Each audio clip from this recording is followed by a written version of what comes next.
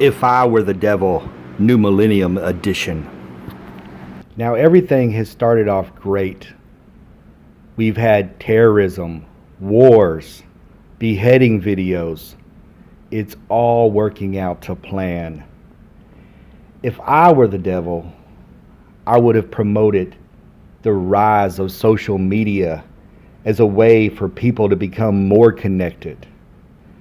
If I were the devil, I would have promoted reality television as a way for the common man to be discovered and stars to be made.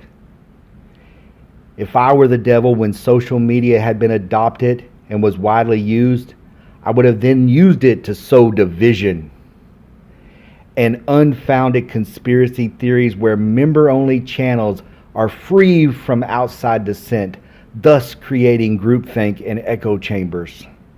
If I were the devil, when reality television had been adopted and was widely used, I would have then raised up from obscurity influencers who became famous for celebrity sex tapes and for being gurus, con men, and false narrative spreaders.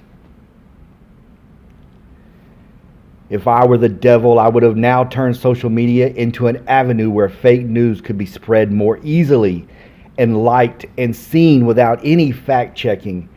And if anybody wanted to fact check the material, then I would shout out that this was a violation of free speech and it was censorship, and I would quiet those fact checkers.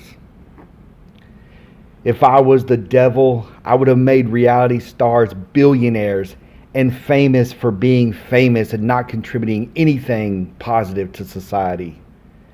I would have then made strong men with scripted shows that were believed to be real and given them a platform to show strength and to blurt out catchphrases even though the lines were written for them. If I were the devil, social media would become the news and the mainstream media would have to run to catch up, and they would promote false narratives and opinion hosts who only say the wildest things to hold the attention of uneducated masses that can lose focus after 2-minute clips. If I were the devil, from those reality shows, I would have lifted up one character in particular and raised him up to a true place of power. He would speak rudely and ungodly to his fellow man, and people would have thought that this was a strong attribute and a positive way of being. He would have tore down walls between truth and fiction, strength and weakness, patriotism and authoritarianism, and good and evil.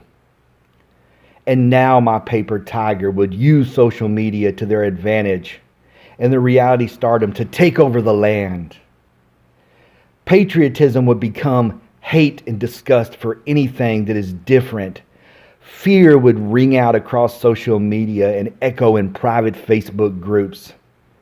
Men now would do whatever it took to win, even if it meant they had to compromise their own values. Those who were not a part of your party would not just be political opponents, but they would be slandered and said to be drenched in the blood of the innocents, so that men would think no big deal and kill his fellow man. Because they are not just political opponents, they are evil. Fake news would replace truth. Magical thinking would replace science. Conspiracy theories would replace facts. Authoritarianism would replace patriotism. Cruelty and injustice would replace the law. Infamy would replace talent. Thoughts and prayers would replace common sense. And doing whatever it took to win would replace fair play. If I were the devil, America would make me smile in 2022.